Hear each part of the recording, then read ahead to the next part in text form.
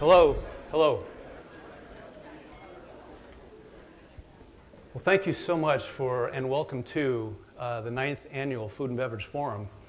I'm really happy and pleased with the panelists that we have tonight and the topic areas that we're going to be discovering amongst food innovation, changing consumer behaviors, what that leads into in terms of not only retail, but how food innovation meets demands that are now changing every day. So it's going to be an interesting discussion. Just a little quick background on myself and Grant Thornton. I lead our consumer products and our food and beverage practice for the Bay Area.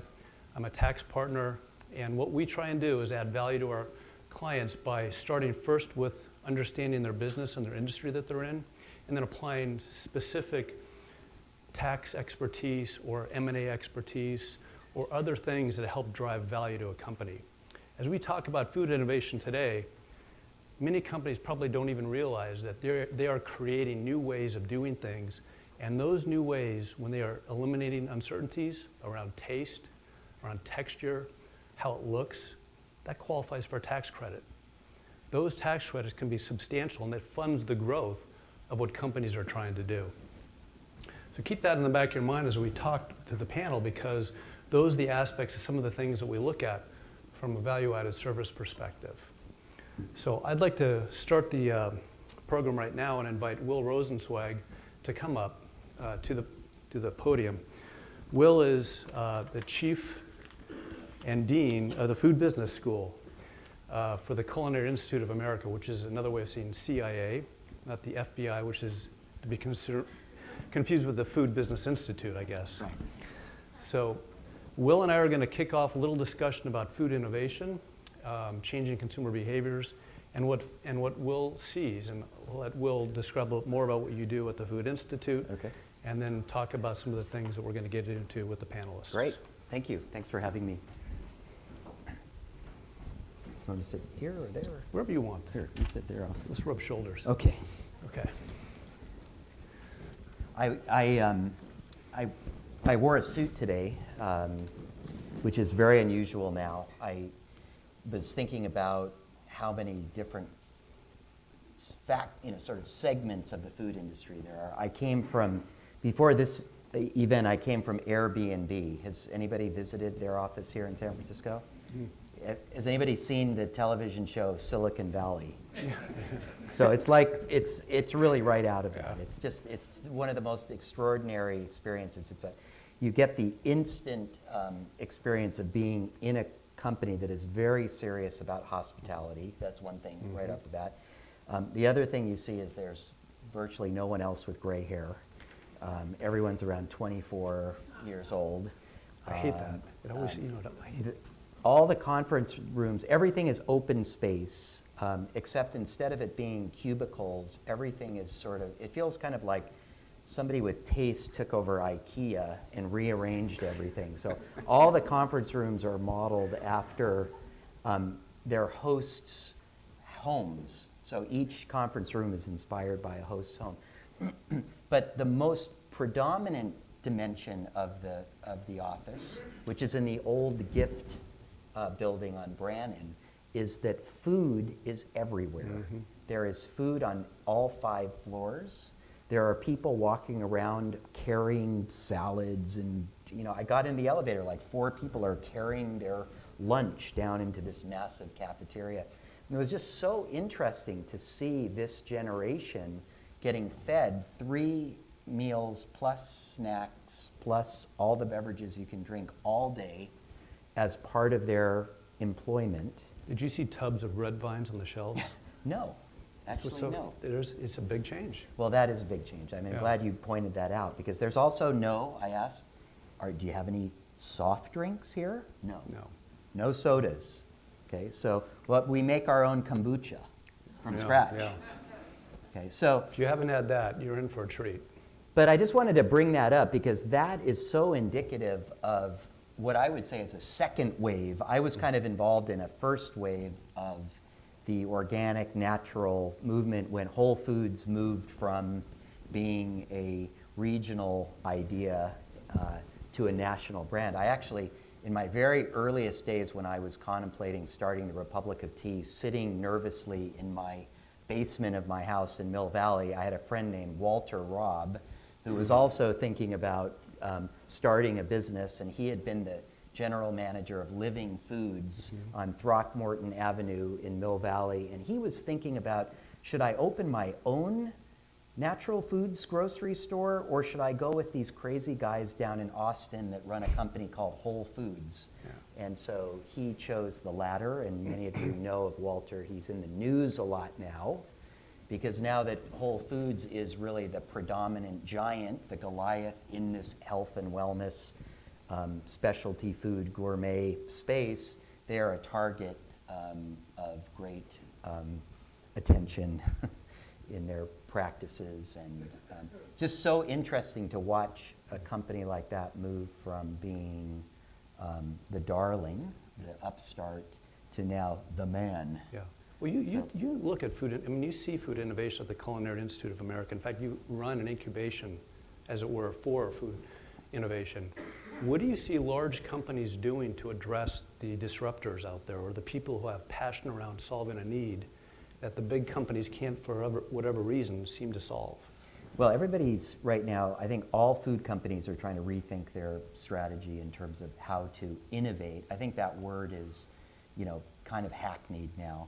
But the Food Business School, actually, just to tap into that, Jeff, is really an outgrowth of a trend at the Culinary Institute of America, which has been around for 60 years, training culinary professionals, food service managers, beverage experts, to lead organizations, to open restaurants, to cook, to create. Some of the most famous chefs in the country are graduates of that program, some of the most successful. But what was really interesting is 2 years ago, the provost pulled me aside and he said, what's really interesting here is that we have a growing number of our students that want to come here and they want to become entrepreneurs, or they want to become innovators. They don't necessarily want to become chefs or cooks.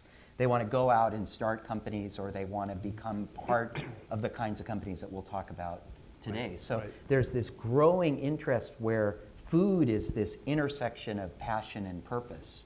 And so the Culinary Institute, in sort of thinking creatively themselves and thinking about innovation, said, how can we grow from being a culinary college, they're an accredited four-year college, into a food university to meet this new demand for people that want to be the leaders in this food movement that is really changing the world. And so we took a hard look at all the challenges and opportunities and talked to a lot of big companies and got a lot of insights. And one of them was, we need a new era of leadership that knows how to lead and innovate responsibly, thoughtfully, in a systems environment.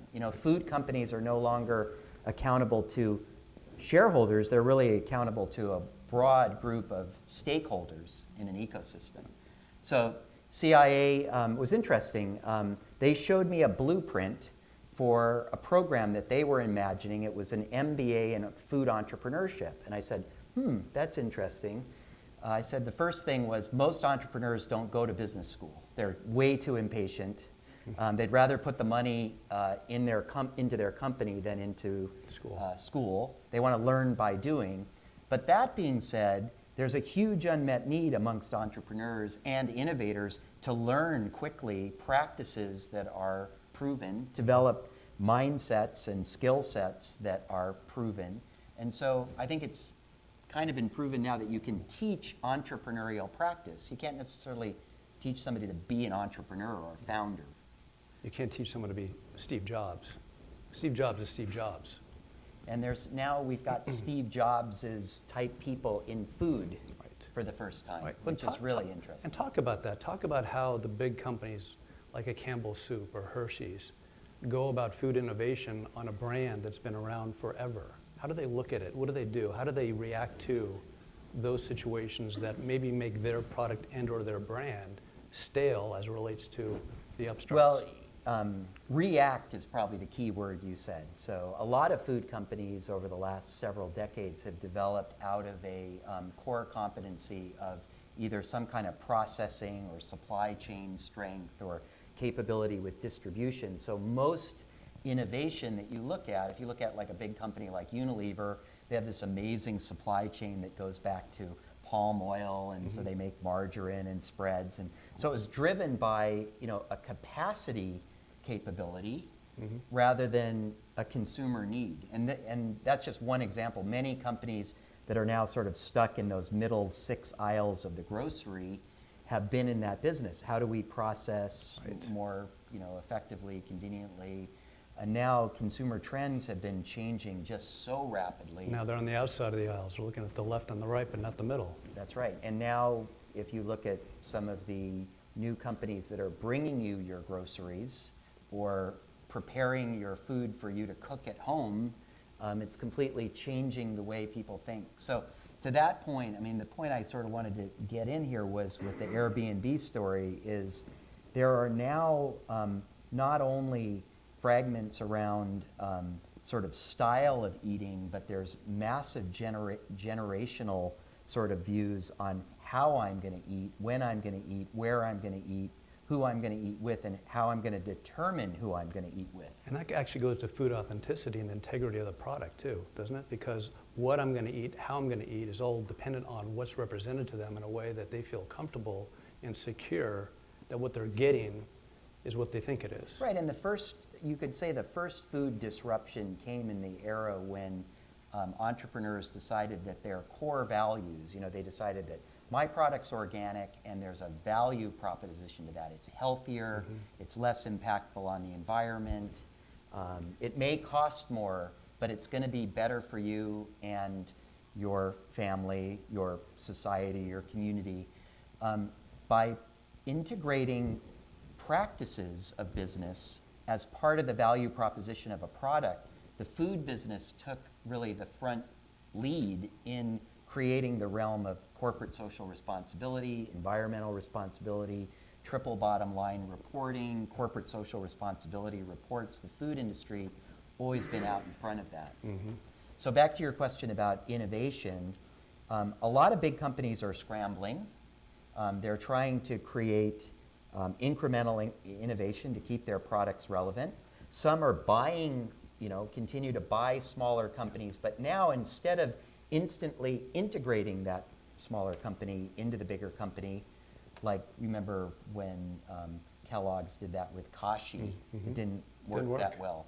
No. It's interesting, I just talked to the CFO of Unilever, and they have a very large ice cream business globally, and they just bought Talenti. Does anybody, that's my favorite, you know, gelato. It's in that clear container. Larry, if you're out there, don't listen. Larry. Oh, sorry. Sorry, Larry. But anyway, it was interesting because he said to me, well, we bought Talenti, but instead of integrating it into Unilever, we're actually flipping it around and saying, we're going to treat this like Talenti bought Unilever. And we're going to let the Talenti management team tell us what they want from Unilever and what they don't want from Unilever. We'll see if they can actually pull that off. That's kind of the Kashi story too, right? They tried to leave them alone, then they... Yeah, well, the Kashi story was, we'll leave you alone, but then they started moving people and practices, and we'll just do the purchaching here, and we'll do the processing here. We'll leave the marketing guys in La Jolla, and then the brand kind of, they lost a lot of people. So to that point, this is all up for grabs. How do you do this? How does a big company grow? I've worked with a big company that sells beverages and other snacks, and they've tried all kinds of things. They've had incubators, they've had venture capital activities. They tried to buy smaller, healthy, natural products and put them on the same truck with the Fritos or the Doritos, but those were so small in scale that they didn't move the needle relative to a billion-dollar brand. So that's been a challenge. And then the newest, really, I think, disruptor on the market in food is the presence of capital, private capital, like we've never seen before. That's right. Most of the capital has come from internal commitments of big companies or the banks and financial institutions. We now have a new kind of venture capitalist that has potentially, some that are moving from traditional sectors like biotech or clean tech. I was at Bessemer Ventures last week, and they are one of the oldest leading venture capital firms. And I said, why? They're in like Blue Apron and Club W and a couple other food companies. Like, why all of a sudden are you guys investing in the food space? It's like, well, it's the last frontier. We did biotech, it's not that attractive now. We did clean tech, it's not that attractive now. But food is hot. So you see these $100 million financings in Just announced. in Impossible Foods. We've seen $100 million, I think close to that, raised in Hampton Creek. And for me, that's really interesting for a guy And this is big money putting it behind. I mean, it's not only big money, but it's the people who are investing in these companies That's right. are very well known, and they're looking for that next frontier of growth where technology company may be somewhat saturated, where this is still an open field. Right, and it's interesting because some of the people who invest have non-traditional motives. They have longer time frames. Bill Gates isn't interested in a 2x return in 3 years. He's interested in changing the world. Yeah, so this is brand new, and I think for big companies, this is really something to be reckoned with because it really was a barrier to entry that traditionally small companies couldn't access capital till they got to a proof of concept, like 10 million in sales and $1 million in EBITDA, and then a private equity firm would come in and grow it to 50 or 100, and then another private equity firm would buy it and take it from 100 to 300 million, and then a big CPG company would buy it, or it would go public and it would get bought. That was sort of the traditional trajectory. But it's interesting that, like Campbell's, to your point, they just bought Plum.Organic, and they left the whole management team in Emeryville. And not only that, they said to the CEO, why don't we, the CEO said, well, I got an idea for another company. And they said, all right, well, why don't we back you? Yeah. So now they're investing in a way. But when we bring this panel up today, it's going to be really interesting because we've got fantastic entrepreneurial leaders who are really, reinventing innovation in their own companies. And we'll get, I think, a look at some of the different models and, cultural approaches that they're taking. Yeah, in fact, on that note, let me introduce Don Booter. Don is a partner with Davis Wright and Tremaine. He's one of the co-sponsors for the event. And Don, I'd like you to introduce yourself and then take a moment to introduce the rest of the panel so we can get them up here and get the show rolling. Don?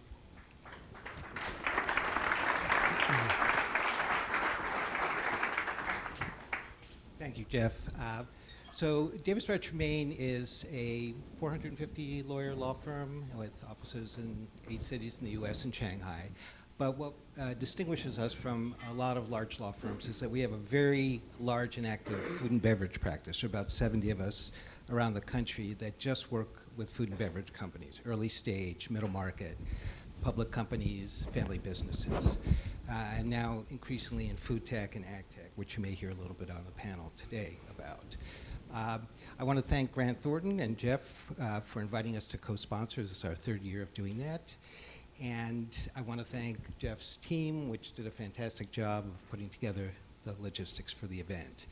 I was tasked with the job of introducing the panel, but as we sat in the green room before having a discussion, they did such a good job of introducing themselves that I've decided to abdicate my role to them. So why don't we invite them up now? Anybody know why they call it a green room, by the way? It's actually green with nothing on it in the, in the media production facility.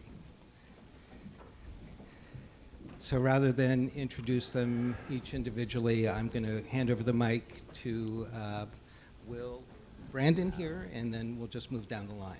Yeah, Brandon, why don't you, first, can we get all the mics live on this stage now? Thank you. Test. Are we working? By the way, I'm sorry, before we begin, there are on your tables a Twitter hashtag. If you want to tweet questions, we actually have people on a webinar or webcast going live right now through Google, YouTube, and we've got a couple people from the Wall Street Journal who may be asking questions about the panel, and some other PR people as well. So if you've got questions that you'd like to ask of this panel, we'll have a break in between, halfway through this discussion, to offer questions up and also at the end. So I invite you to tweet around, as they were. Brandon. I'm Brandon Bagley. I'm head of Nosh Strategic Development for Grocery Outlet based out of Emeryville, California, just across the bay. You may wonder what Nosh is. Nosh means for us natural, organic, specialty, and healthy.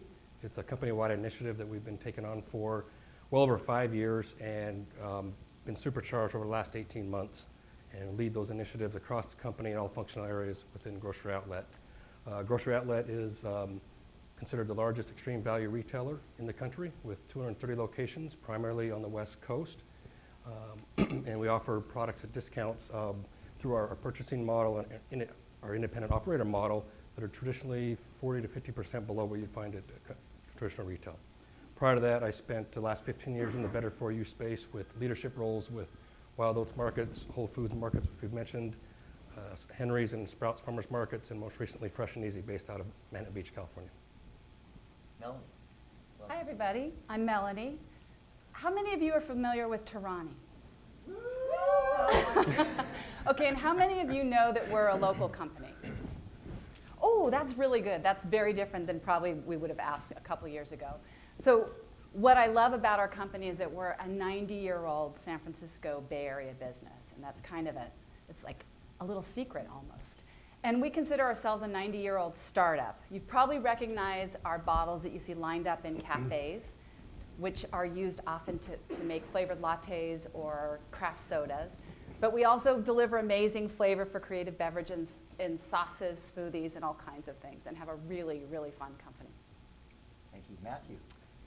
Hi, I'm the founder and CEO of a restaurant company called the Plant Cafe Organic. We started about 10 years ago, trying to sort of offer 100% organic ingredients in everything possible. We went from 1, we're building number 7 in the next couple of weeks. It opens, and trying to expand up and down the coast, and then countrywide, hopefully. So. Okay. Gulbin. Gulbin Hoeberechts, and I am the chief mom, as every mom is, of Modern Table. And Modern Table Meals are a new startup. We've been in the marketplace for about a year with Whole Foods and nationally going into Target as of August or so. And what our mission with Modern Table Meals is to spread mealtime optimism, give healthy foods and that are yummy and easy to make to everybody that is preparing meals. And when you have, or when you're short on time or whatever it may be, you still might be able to give a healthy meal to your family. So, yeah. Terrific. Dave. Right. I'm Dave Minnick. I'm the president of Purity.Organic. We're a San Francisco-based company as well, marketer of beverages and fresh produce. We've been in business for about 12 years, and we grow every year, and you might see us in more and more places, and that's really what we're doing now, and we're a 12-year-old startup still today. And John. I'm John Roulac. I'm CEO and founder of Nutiva. We're a Richmond-based superfood company specializing in hemp, coconut, chia, and red palm. How many of you are Nutiva fans or users here? Good. Thanks. We're in about 20,000 stores worldwide. And we also donate 1% of our sales to groups that promote sustainable agriculture. And our brand promise is to revolutionize the way the world eats, and we do our part to disrupt the current old industrial model of growing food. So as you can see, the subtext of the backgrounds of the panelists is that everybody is focused in this sector. Some people call it LOHAS, lifestyles of health and sustainability.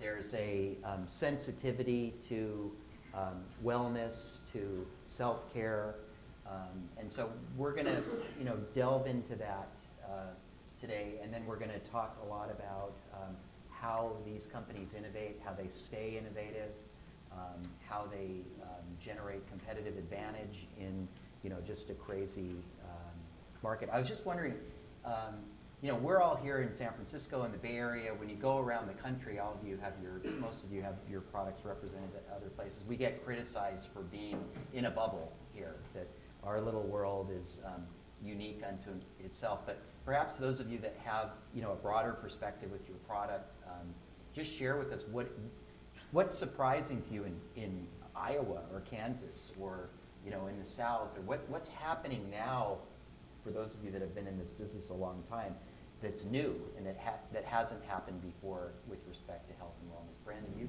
you've seen this whole natural food industry sort of ramp up.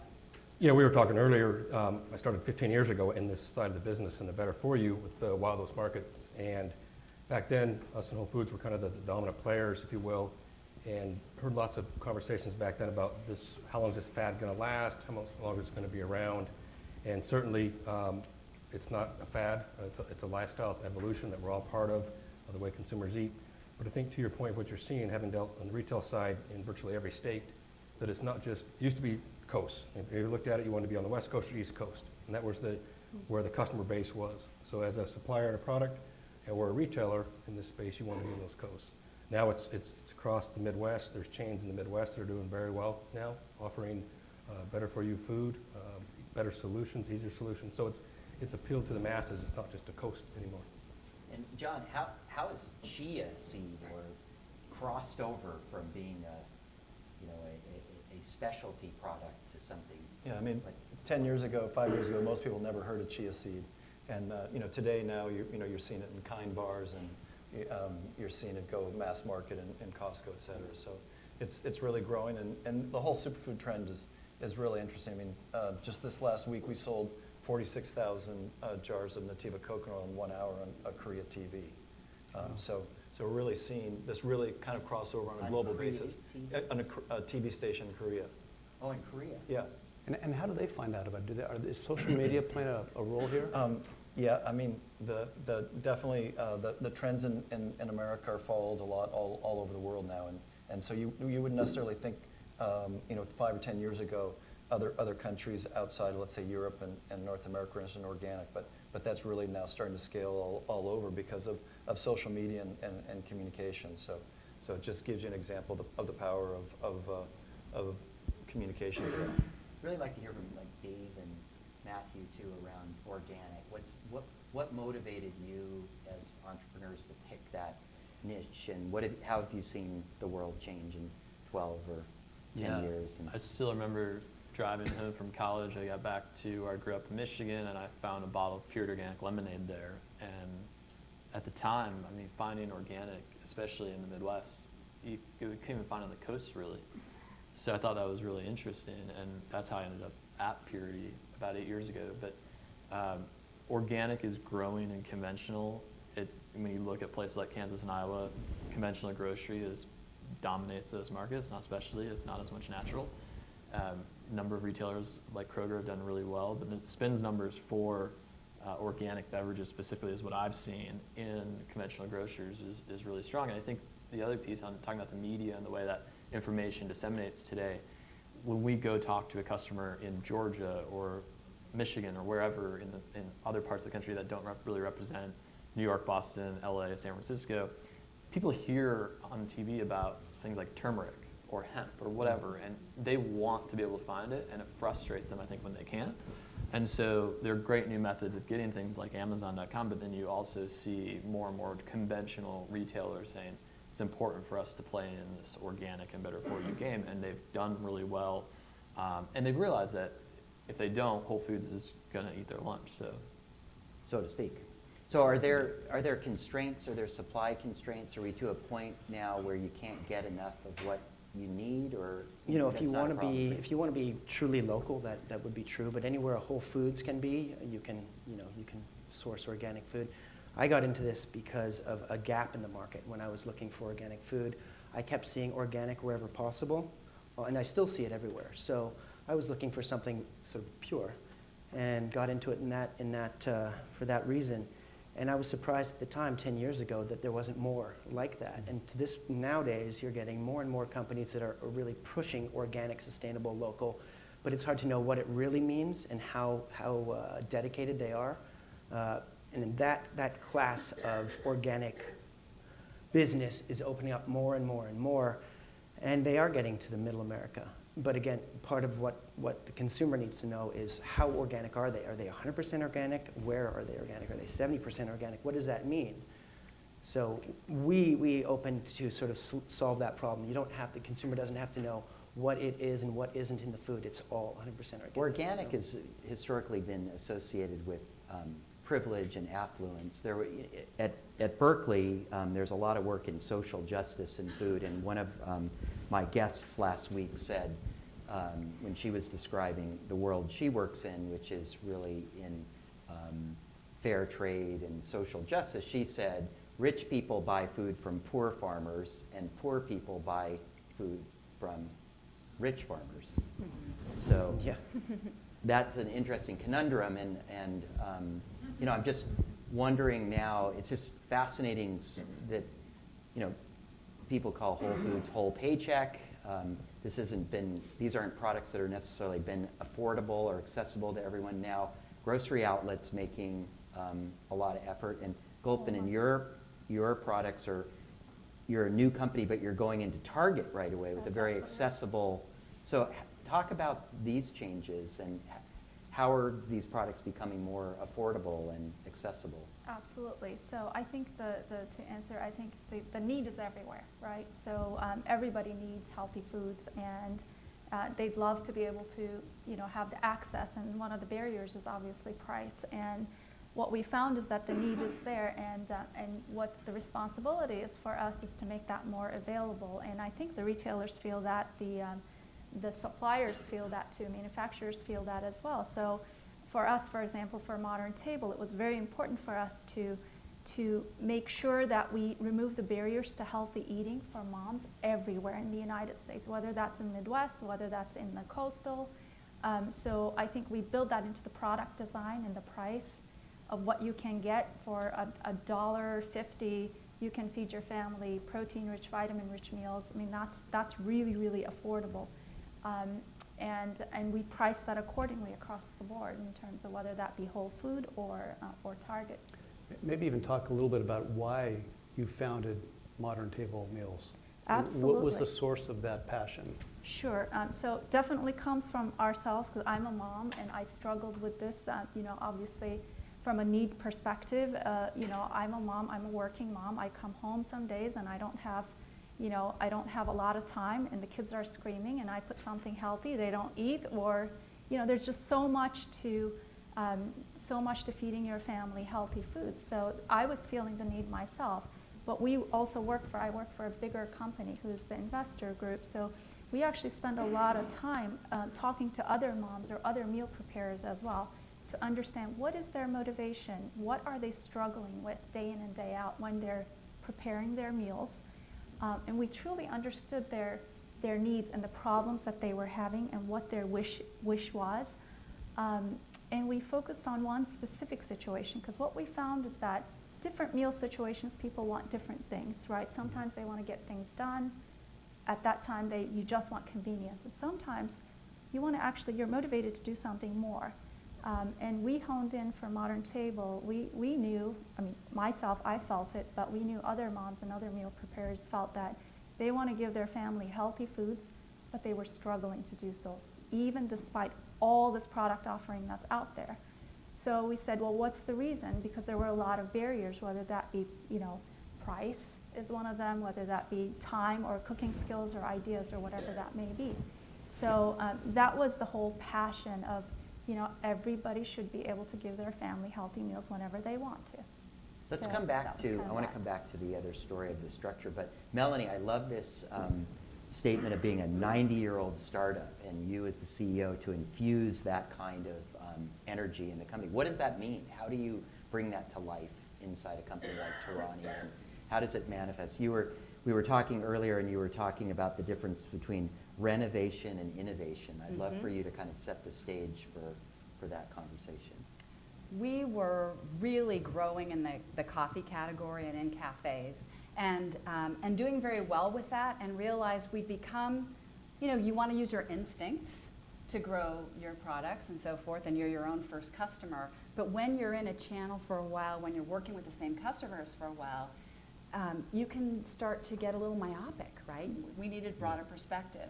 So we actually decided to take a whole year as an executive team plus a few individuals to go on a learning journey about innovation.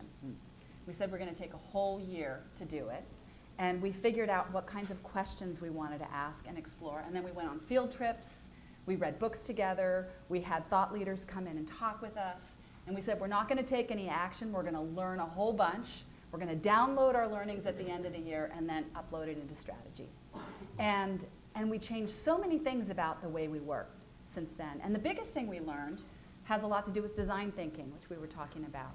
And it's about how we experiment a whole lot more and push the boundaries a whole lot more to fuel what we want to do and what we're passionate about and exploring. So for example, one of the things we ended up doing is we thought, we can deliver flavor in a lot of ways. We want to work with organic product. We want to try chopping up vegetables, organic vegetables, drying them, and making them super delicious to add to smoothies and beverages.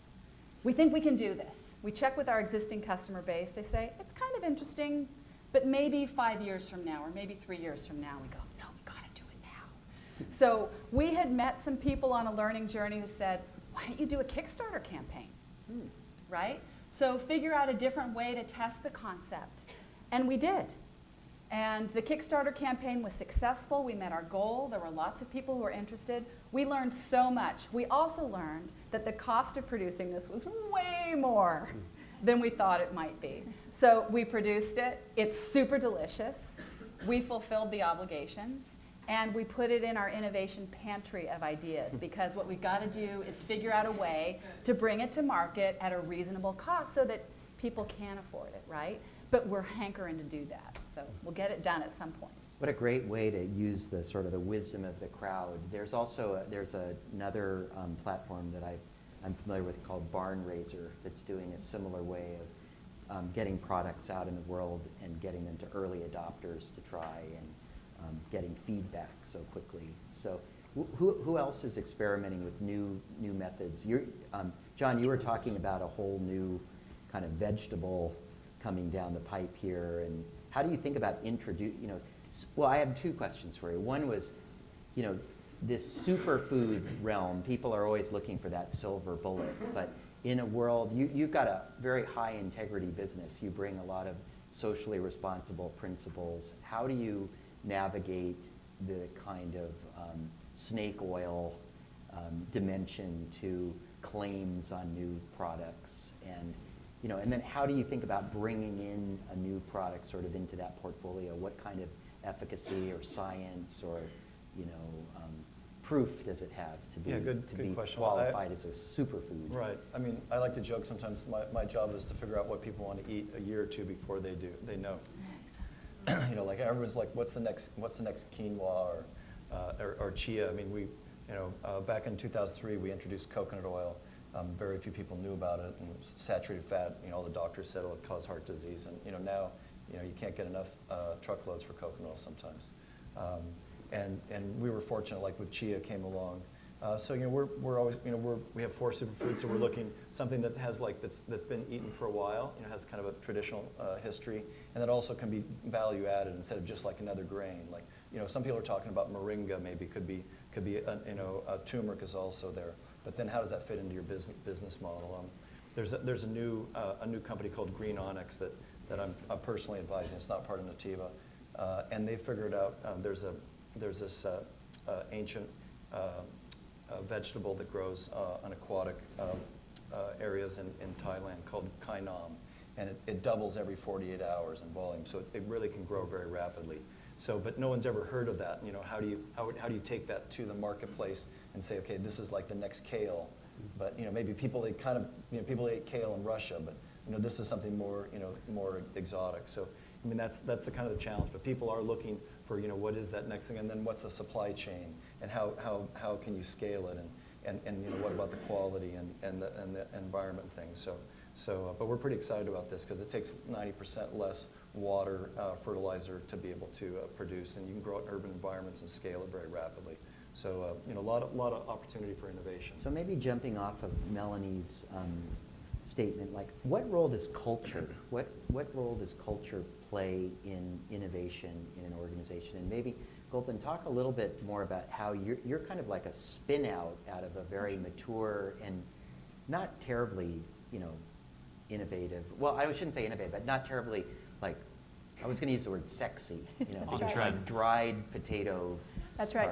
So just to give everybody the context, the parent company that the Modern Table kind of, I guess, came out of is it's Basic American Foods, which is a food service company that is the market share leader in dehydrated mashed potatoes. So it's a pretty mature business. This company is great. And so it was really interesting to kind of incubate this Modern Table idea, which is, you know, lentil-based pasta, very different. It's, you know, beans turned into pasta. So the culture is extremely important. So you almost had to, it's tale of two cities. One is a very mature company. The other group had to be pretty passionate with no boundaries and could imagine the world without any of the boundaries of currently what we do. And it's extremely important to be able to push that.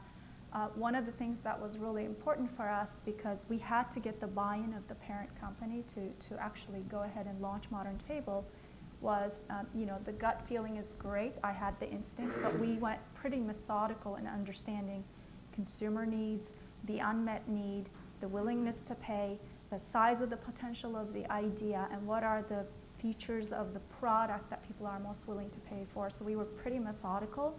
And we showed the size of the prize before we went ahead and actually knew exactly what the product was, of the product idea, I guess, and the brand idea, to gain that alignment to invest in something so different. Did you have the different. CEO's support? I did, yes. That is critical. It would not have worked without the CEO's support. So that is absolutely necessary, and a little bit of patience is extremely necessary too, because it doesn't work you have to really spend the time in the upfront. I think from our perspective, at least, that's what worked, because we actually, from idea to having the product in the marketplace for us, was about 8 months. So extremely quick. But what we did is we spent so much upfront in making sure we had very clear understanding of the need, the emotional need, the functional benefits, the cues, the clues. We had very robust guidelines, and it worked very well for us in the development process. It just speeded us up so much, because we knew where to go and where not to go ever in our innovation path to actually making it from idea to a product. And Gulbin, maybe talk a little bit about how you turned down Target. We did. We and how had you to got turn it. down Yeah. because, well, we launched in 2014 with Whole Foods exclusive in September of, again, essentially last year. And right about that time, well, actually before that, before we launched, Target came to us and they said, we're very excited and interested. And we said, we can't do it. So they said, okay, well, we'll wait for you until January. And we told them about our supply and that we actually want to establish the brand a little bit more with the natural channel. So that's kind of Is what that we've legal, done. Don?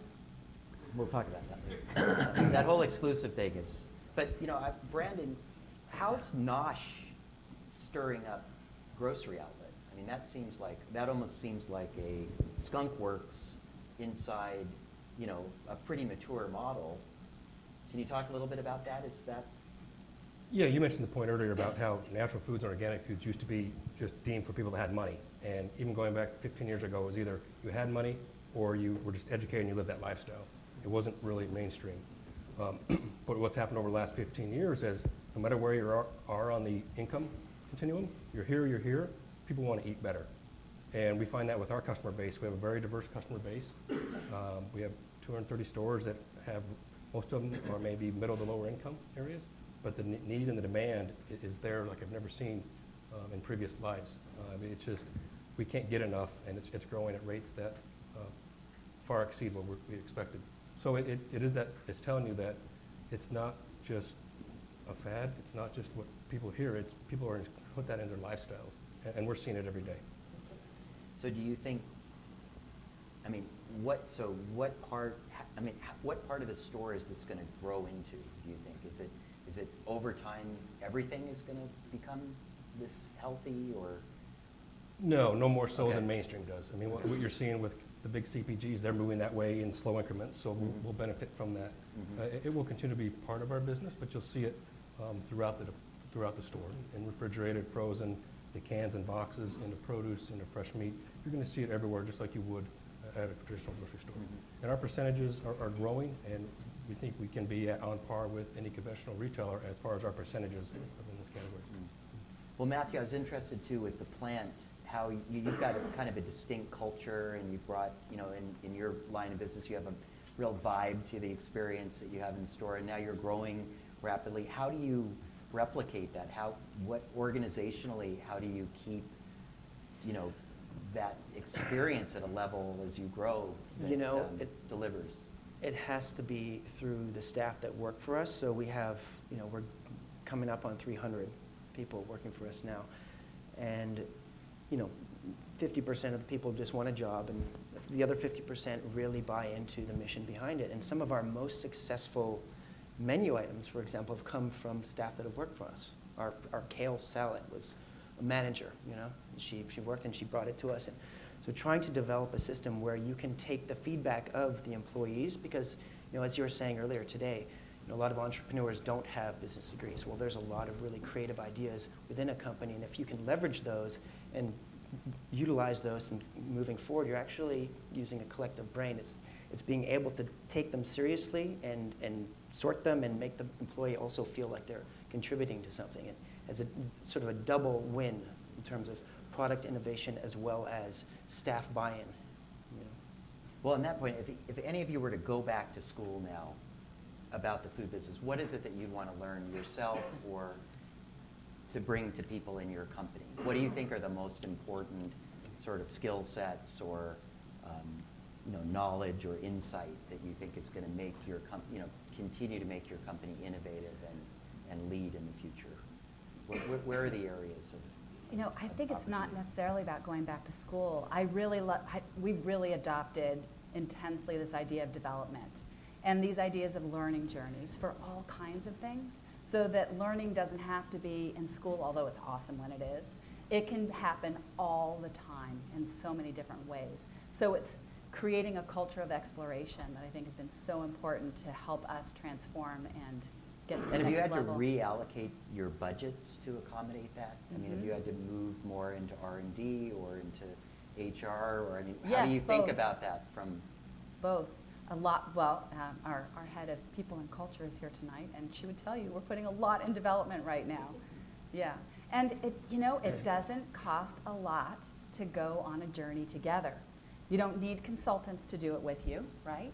You can set out something to learn that could be meaningful for the business and go explore it together. And when you can do it as a team, the idea of a team aha when you're out together is way more important, exponential to an individual. So you can begin to transform your culture through that kind of team experience. Anyone else? I would say probably similar. I think we learn a lot about the mechanics of things, but how important culture is in making sure that innovation goes through is extremely, and also, I think that would be the place that I would go back and want to. I think more and more consumers and retailers want to know where their food comes from, and so if we were to go back to school, which I don't know if I want to, but agriculture I think would be really interesting. Learning about the challenges and where your food comes from and what it takes and the business of agriculture, which is a whole huge complex industry that we probably mostly take for granted.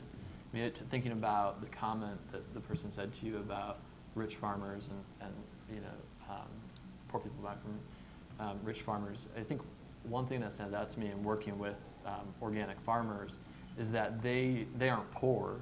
Their goals are the same as ours. They want to put your kids through college and have a safe and nice life, but they've chosen a way to go through their profession that has a certain sense of stewardship and responsibility that also informs or would inform us if we went back to agriculture school, or if we actually took that question really literally. That would help us probably better communicate what is important to us, more important than the finances at the end of the month or in the quarter or end of the year, and something that we could really learn a lot from.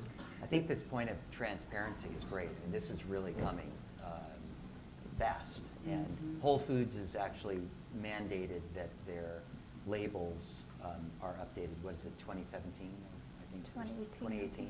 2018. talk to us a little bit about how you're thinking about transparency internally and externally with your business and your next products.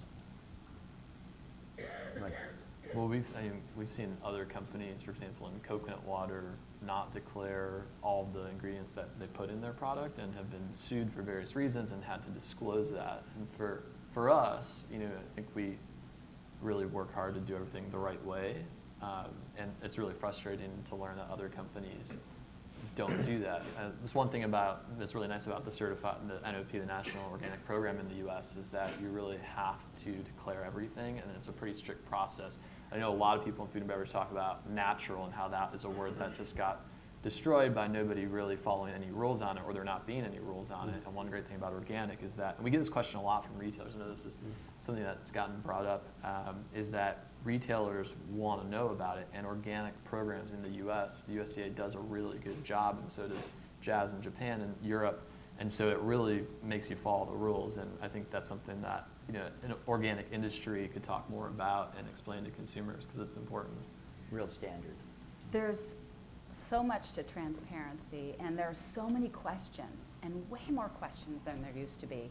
I just asked our head of R&D, what's the latest interesting question? She said, well, we got one yesterday about whether or not the natural colors we use contain annatto.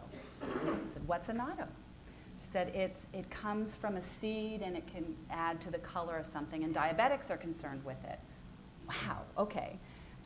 So we are researching and keeping track of and putting into a whole product system that we've created for every ingredient and every aspect of every ingredient and every potential question we might get, so that we'll be prepared to respond to whatever it might be, right? You can't put everything on the label.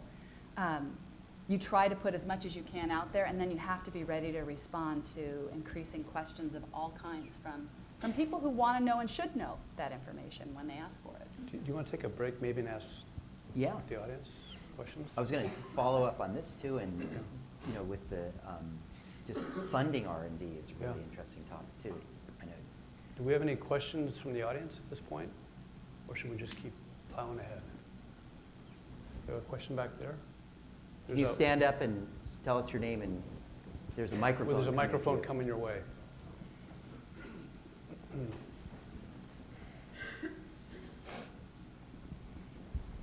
Thank you. My name is Li Gong. I'm the founder and CEO of Encha. It's an organic matcha brand directly from the farm in Japan. I'm just curious to hear from the other food brands because I haven't heard anyone mentioning Amazon as a retail channel. Is that very minimal, or is that something you guys haven't really seen substantial return and traffic? Our company, Nutiva, about 13% of our sales are web-based. So we really focused on that, and Amazon's a good partner, and they can really scale the product. I think many entrepreneurs are challenged dealing with Amazon sometimes. They have some real strict rules, et cetera. But the web is an excellent platform if your product's UPS shippable, which it is for us. Yeah, you have to be a certain scale. Like for us, for example, we're too small yet to go through Amazon. Anybody using Amazon Fresh as a customer yet, or any delivery services? That's a nut we're trying to crack, is the delivery service. There's a huge race on, I'm not sure they're all profitable, but one issue we've had is if that middleman comes along and doesn't deliver properly, the customer looks at the origin. They don't look at the delivery. So we're still trying to crack that nut and see who comes out on top. But, I know Whole Foods is doing a lot of business with Instacart right now. Yeah. Mm-hmm. Any other questions? Well, good. Terry. My name's Terry Hill. Has anyone been surprised on the consumer side of the price threshold, either for people that have means and aren't willing to spend, or people that don't and just can't, and your products, like there's just a line, you're like, wow, we got visibility of a particular price threshold? I think in beverages, everybody's been shocked at how high price points have gone, and people are willing to pay them. You see, how many fresh pressed juice companies do we have in San Francisco selling bottles for $11 or $12 each? So, if anything, it's been surprising. You look back at 2008, 2009 kind of time period, and this idea of like, oh my gosh, how am I going to discount my product enough for, to keep volume up versus last year? And now it's kind of like how you look at what other brands are doing with price points, and you're saying, wow, that, a lot of people are doing really well at higher price points right now. One of the challenges we see, though, in the organic sector is that, well, if you look at the percentage of sales of organics, about 5% of food and beverage in the U.S., but only 0.7% of farmland is certified organic. So a lot of it's obviously imports, but there's a real disconnect right now between what farmers are growing of organic and what the demand is. And I think that's, unfortunately, it's only going to get worse and put price pressure in the next few years. Have you seen that? Because I think that imbalance exists now, as you said. And so how do you manage that imbalance in terms of your growth, Matthew or Dave or anyone else, in terms of how you try to get more product as you scale, especially as the bigger producers are going down to grab some of that organic produce, let's say. How do you compete against that? Well, for us, a little bit of that is, as you mentioned earlier, transparency. One thing, when we started, it was very grassroots, and so our marketing was small. We opened our first cafe, and the public responded favorably, and we opened more cafes. And we would say organic, et cetera, et cetera, et cetera, but not a lot of people read it, or the educated consumer knew, and some people didn't know. And I would see it more listed on other companies. Talk about these pressed juices for $10 or $11. We sell a pressed juice for less than that, and it's a higher quality organic sort of product. And so we know how much margin some of these companies are getting.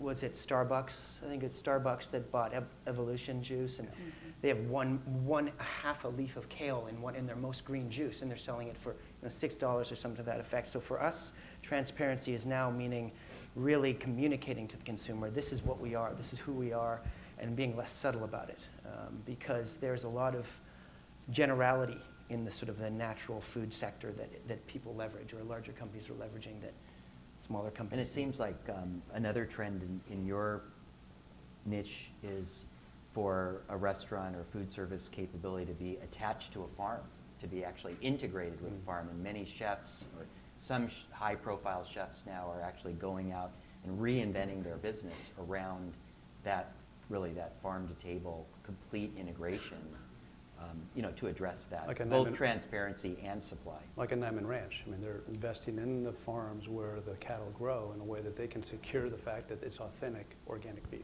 I actually spent a week camping on some of our organic farms and living with the farmers, taking pictures, so we could create some images to show where the specific produce is coming from. And so that's something, again, we're working to bring to the consumer, not just organic local, but the specific farms and the stories behind them, Right. It's interesting to the point about retails and what customers are willing to pay for products they see as differentiated, and they give them a value. Talk about fresh pressed juice. People will pay $10 for a juice. Retailers struggle to sell a half gallon of traditional orange juice for $2.99. So put that in context. You've got a single serving, they're paying that kind of price for it. So it's a decision at the shelf and what they're valuing and what they're getting for the dollars. I remember Fritz Maytag, who ran Anchor Steam, would say at one point 5 or 6 years ago, you're paying more for a 6-pack of bottled water than you will for my beer. And if you look at the juices, the pressed juice at the airport versus a bottle of Smart Water, it's almost price neutral. Now, do you think that those would sell in Middle America? Would people be paying that? I think you're seeing more metropolitan. It started in Chicago down into the bigger cities. You're seeing it. It'll branch out. But I know some of the companies have struggled there. But if you start with those metropolitan areas that have at the education level and they've heard it somewhere else, they've traveled, they see it, they'll come and do it. But they'll still want their orange juice for $2.99 or 2 for $4 on sale, but they're willing to buy that. It's been said for many years in the U.S. that we've enjoyed cheap food, that people really don't appreciate the real costs of food. There's a lot of externalities that aren't factored in. There's a lot of subsidies that aid certain products that are made with corn or soy or others. So this notion that people are becoming aware of the real cost of food, and then also connecting now more accurately their diet and nutrition to their health. And as people are living longer, we're now starting to understand, and some of the policies that have come into play the last few years are pushing back the consciousness for people for their healthcare costs. It's not just an invisible cost anymore. The co-pays are higher, the personal responsibility is higher. So how is this shift, this connection between sort of food and health, affecting your innovation pipeline and how you maybe position your products? I think for us, it's been built into the DNA of it, right? Just healthy foods, and you should be able to give them any time. So it's really in the DNA of the whole brand proposition. And so as we're looking at future pipeline opportunities, and not necessarily just line extensions, but really big innovation, it still will be in the DNA because it's going to be extremely important. I mean, let's not face it, this is not a trend, it's not a fad. Everybody wants to go towards healthy, and it's going to get there for sure. So it almost is going to be the kind of the starter and the name of the game to, you always have to consider health. I think it's gonna go that way. So it's in the DNA of even the future platforms we're thinking about. Just interested in how you Yeah, you we think have to about look at that. it a little bit differently, Yeah, right? yeah. So we think about how can you have the most wholesome indulgence, right? So the flavor can be delivered in a lot of ways, and you can go on a little vacation with a really good flavor, right? So we are really committed to launching only products and product lines that are wholesome, simple, clean ingredients. And then we're looking at how do we renovate our heritage lines to move them all in that direction so that we move everything in that direction. And at the same time, it's going to be fun and indulgent. The brand promise for us is amazing flavor. We've got to do that. And we have to deliver that no matter what. Maybe we could just talk about a little bit as we move toward the end here. Is just what's the end point for your business? I mean, yours is 9 years old. I would imagine you've intentionally maintained this company to be private. What is the horizon for growth, and if there's an exit, or how do you think about that? What scale do you have to get to? How do you get the resources, the people to get there? Maybe just share a little bit of the vision for the trajectory or your ambition, with your companies, if you can. If you're willing to, Sure. in this public. Yeah. Well, we just 16th year, we hit basically $100 million, and we've done it without with VC or major. We've raised less than $500,000 in equity. So we've done it with some creative debt, and that creates its own challenges, as we all know, who are involved in businesses, and how you deal with a balance sheet and things. So we're now looking at okay, we've got to this level, and what's how do we build on what we're doing, and then also the challenge is it's not a very easy economic environment to operate in sometimes, to be an independent mid-sized company. That's why there's not too many of them in the food business left. They're usually sold off. So so that's one of the challenges that we're working through, and how profitable we can get and continue to attract the capital is will kind of determine what those next steps will be. Anybody else want to share? Sure. We've grown, on average, over 20% a year for the last 24 years. And we've funded our own growth. And it's not an easy thing to do, right? We have to be super scrappy and creative in how we do that. We're still family-owned, and we're not going to sell, right? So we want to be able to make decisions to do the right thing, not to have to serve some other kind of purpose. And that also means which customers you work with sometimes, right? So declining to work with customers who you think you're going to have to compromise for, maybe not today, but very likely tomorrow. So those have been some of the tough choices we've had to make as we've grown. And one of our values is grow, baby, grow. And that's individual growth and development as well as company. So, yeah. Yeah, we started 10 years ago, myself and my business partner, Mark Lewis, and we essentially bootstrapped and would put company profits into growth, but we're now looking to go to the next level. There's a lot of competition. We're small to middle size, growing our infrastructure. So we are looking at the money raise at this moment. It's very interesting time in San Francisco to be doing that. We're looking at some of the online sort of things like Circle Up, or using investors we know, mission-based investors, or just food enthusiasts, to try and funnel them that way, as opposed to going sort of just the private equity or VC route. Mm. Yeah. Jeff, do you have any more Any questions? more questions? I'm still kind of curious about the organic supply and how that may impact your business growth going down the road. Well, yeah, I mean, we can talk to that a little bit. It's tough because they're commodities, and it's commodity to commodity. So, for example, we've seen organic apples. As demand has grown for those, for a variety of applications, apples are used in a lot of different products and a lot of these juices that are suja type products. They have a lot of apple juice in them. So we've seen apple prices really increase a lot. At the same time, you see other products come online in other parts of the world. Somebody mentioned earlier that a lot of the organics are grown outside of the U.S.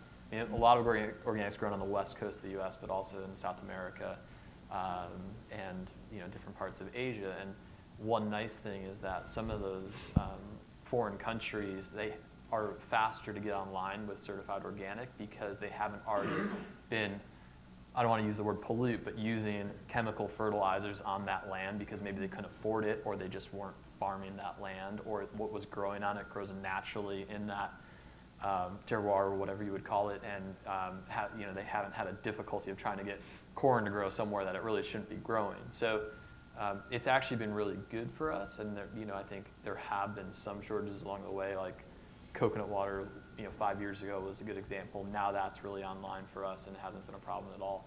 Apples in the past couple of years demand has increased significantly, and so supply is trying to catch up, but like anything, supply and demand will eventually find an equilibrium. And I think more and more growers are looking to, and this has been going on for a while, but I think it's speeding up, have been looking to move from conventional to certified organic farmland for their products that they grow. So. Rob, you got a question? Comment?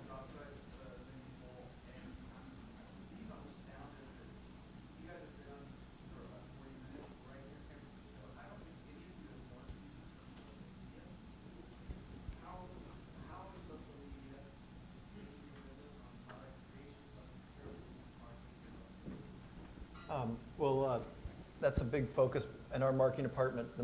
A big part of our marketing team is social media. So that's really, we don't really advertise in magazines or do most traditional marketing, ad spends. So social media is really important to us. And before Facebook kind of changed the rules of the game, about 18 months ago, we had about an 8 or 9% participation rate, engagement. So, and I think the key for brands today is like, as a rule, is you should spend maybe 20 or 30% of your social media of talking about yourself, and the rest should be talking about, we'd say, well, here's a new yoga, class, or here's a way about a recipe using kale has nothing to do with our company. So we're basically helping to educate and meet the needs of our customers, not just talking about our own stuff. So I think that's really important. I think that's where big companies fail. They just put there's just kind of advertising. It's more of trying to be a one-to-one conversation. But then also we've seen some people who've now then used that platform because we're active in the marketplace to challenge the industrial food system in Monsanto, et cetera, which we think is a failed business model. You look at their stock price and some of the environmental issues. But now they come back and if we do something wrong, boom, we'll start seeing tweets, we'll start seeing Facebook, bombs, against us or other people in our industry. So it's like if you're going to use it, it's like a two-way, it's like a sword. Goes both ways. So really important, and to be authentic when you're doing it, and be careful, because what you say, in a tweet. You've seen some people doing some wrong tweets. Yes. What's happened there, so that's really important to have a good thing. But social media is obviously a powerful medium. You talked about Facebook changing the game 18 months ago. Yeah. You mean because they started charging? Well, they started charging, but then all of a sudden we had huge engagement, and that just, if you don't advertise, that just went away. So they didn't show our posts. Before they showed our posts, and we had 600 or 700 likes, per post. We were like, wow, this is phenomenal. It's like, I'm glad we really focus on Facebook. And then, Zuckerberg goes, oh, the rules have changed on you. So, so now we're focusing more like on Instagram and Pinterest and Twitter, and Facebook is becoming less and less important. And also the old-fashioned email. So, we built a really good email list. So I think email is really important to be able to communicate in that way also. We also realize that we have incredible spikes in engagement when we see certain bloggers being active with some of our products. So we track that as well. And of course, Kickstarter, it's all social, right? All those kinds of things. And you're absolutely right. We didn't talk about it. We were focused so much more on the product, but that's half the brand is that interaction, right? So that's the other half of it that you're talking about. Especially for a small brand like ours, for example. I mean, that's our biggest mode of marketing. The other thing that we've noticed is actually we used to have the 1-800 call number for customer complaints, and we're finding that social media is taking the space of that. So you have to be really kind of pretty robust on seeing the feedback and be very open with engaging with your consumers in that regard as well. First comment and a question. I was curious if anyone had a comment on the fast food market. The reason for me asking that is I live in the North Bay, which recently opened Amy's Kitchen Fast Food. Yeah. And about 1 or 2 nights a month, we get lazy as parents from going in. But now we've tried Amy's, and we no longer now will go that route. And the line for both of those are competing. We've got a big car line for both. And I find it a very interesting distribution model because the United States is known for fast food buildings all over the place like gas stations. So the mission of organic really to be healthier. And that's obviously in our country a huge problem. It's fast food and the need to get that dinner on the plate for the baby. So I was curious if there was any comment as to where that market, is there a big market opportunity or is that too much of an uphill battle? Let me repeat that question for the people who may not have heard. The question, I think, was, is there a fast food market like Amy's has launched in Santa Rosa for organic and healthy food? Is that because right now you're seen to man it in and out from this part of that mile, go from in and out now to Amy's, and so how does that impact what you guys do? I was just at Amy's last night, and it was the first time I was there, and like there were so many people there. I was just like, they still got to work some of maybe the systems together a little more. They're like trying to announce like order number 37. Maybe they could use like a digital thing for people to see. But definitely it was very busy, and we're actually supplying organic coconut oil to a new restaurant concept that's still kind of under the radar right now, so can't mention it yet. But they're going to be doing an organic chicken sandwich and kind of going after Chick-fil-A. So that's gonna be coming here soon. So I think there's a lot of innovation, and obviously Chipotle's stock price has done pretty well versus McDonald's. So you can see the demand. Yeah, and our research would say that yes, there's definitely a market for that because moms and everybody else, we feel guilty. We give sometimes those, and dads for sure. Everybody, we still feel guilty at times, but will it disappear? I mean, there will be times when you'll go there for indulgence and the fast food purposes, but there are a lot of times when you're kind of wanting something fast but also healthy. So yeah, I think there's a big market for it. But I think the adoption rate will be slower, and it'll be one of the challenges that we'll face versus traditional retail and products into retail. Will be much faster than taking traditional standalone restaurants, fast food, or vis-a-vis quick service, and grow that across the country. So I think that will be much longer adoption rate, years versus. Kind of like not smoking starts in California. Exactly. One thing I forgot to mention is Carl's Jr. last year came out with a grass-fed burger, and it's actually doing very well. You don't hear a lot about it in the media, but and I remember we posted that on social media on our website or on Facebook, and there's a lot of interest in that. So that's a big change, and also pasture-based meat. For those people who aren't aware, it's basically it's a way to convert carbon from the atmosphere and put it into the soil. So it's a major opportunity to mitigate climate change, and a lot of people are now starting to do that, learn more about the benefits of pasture-based meats. It'll probably go less bad first, right? So when you look at In-N-Out, it's way less bad than some of these other places. And look how well they're doing. It'll be interesting too to see that point where, with that big story that just came out about soda consumption dropping so dramatically. So that may be a bellwether too of how there's a possibility of a shift in the fast food business. Yeah. Any other questions tonight? This has been great. Just one. One more, right there. We have a microphone coming around.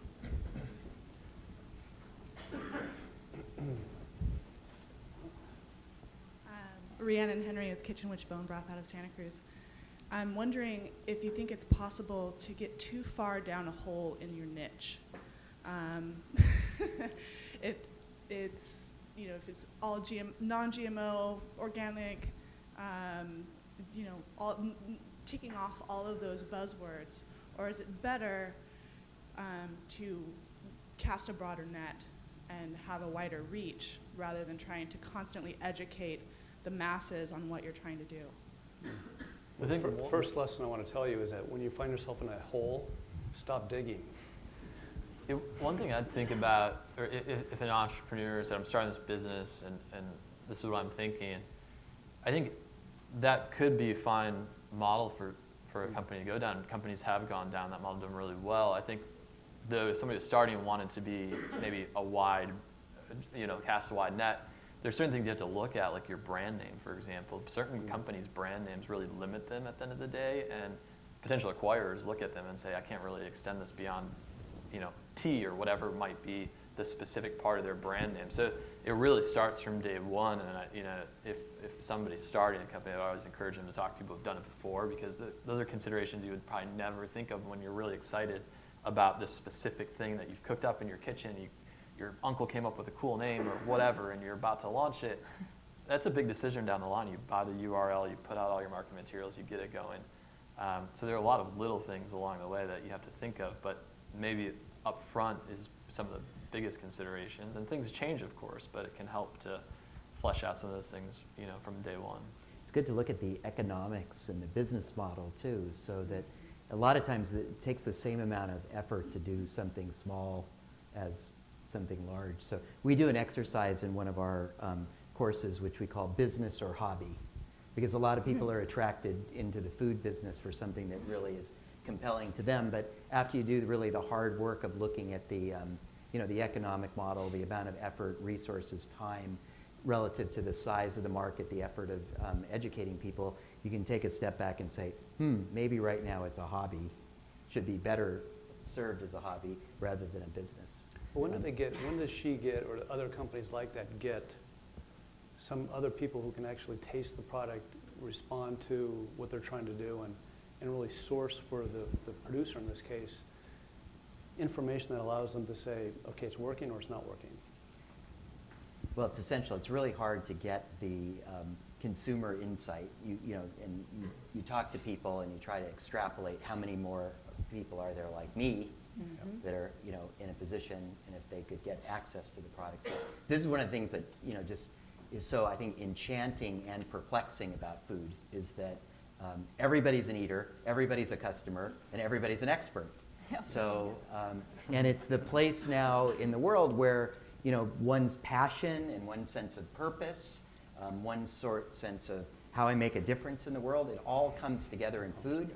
And in feeding people, you develop a really intimate relationship with them. And when somebody takes something from you and puts it in their mouth and ingests it, it creates a very personal, you know, connection and relationship. And as such, that, you know, value connection between a customer and a product or a company is very, very vibrant in food. And I think that makes it, you know, super exciting and also sort of treacherous to move from these places of, you know, idea to scale.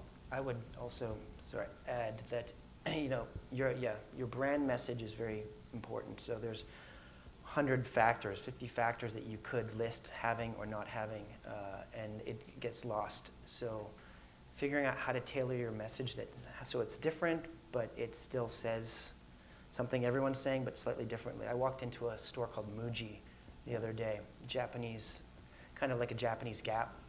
I remember living in Japan thinking, if this ever franchises in North America, I want one, because it was very clever. Anyway, I walked in there the other day. Finally, they have one in San Francisco. and right up on the wall it says, Muji, this is who we are. This is what we do, right up on the wall, bam. And you can't avoid it. It's all in white, and it's a strong brand message that, I actually read it as opposed to.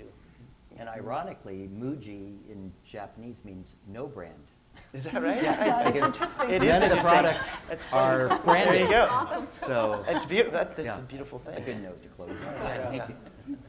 I think we have time for one last question if there's anyone else. Yes.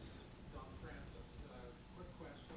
Looking internally into your operations now, are there any aspects of your information technology supporting your company that's limiting your growth?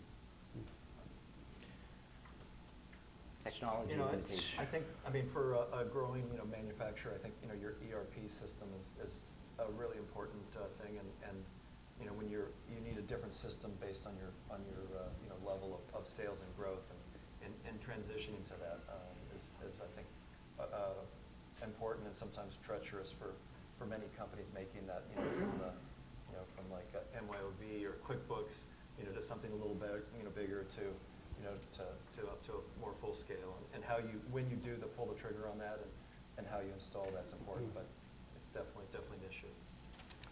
For us, it's not about the technology limiting us. It's picking the right ones, because it's a huge flood on the market right now. And you pick one and you stand by it and you build with it. And if it's not robust, you're in trouble. And it's seriously flooded right now. For us, it's about deciding what we're going to choose to work on, what we're going to choose to implement. We just implemented product lifecycle management this year so that we could go deep into our ingredients and make sure we have one source of the truth, so that that'll be our platform as we grow and develop more, and then we'll have more collaboration in new product exploration together. So that's been a big investment for us this year. Well, I'd like to thank the panelists, especially Will, for helping to moderate this discussion, and all of you for taking the time to educate all of us about food innovation and everything else that we've learned about tonight. I'd also like to thank Don Buder and DWT for their co-sponsorship in this event. On your tables, there are some surveys. We'd love to have you fill them out and provide us with feedback for next year's event. We also have the panelists of all, through the representatives of their companies, provided gift bags representing all of the products that each one of them work with in the foyer outside. And what food and beverage event wouldn't be food and beverage if we didn't have food and beverage outside? So we've got cocktails and food for you as well. And before we go, I just wanted to, is Alicia Rossetti here? She's probably still working, but without her unbelievable amount of support and work, this event couldn't have happened. So I wanted to thank Alicia and the people that supported her for making this event possible. And thank you, all of you, for doing such a wonderful job and being here with us. Thank you. Thank you.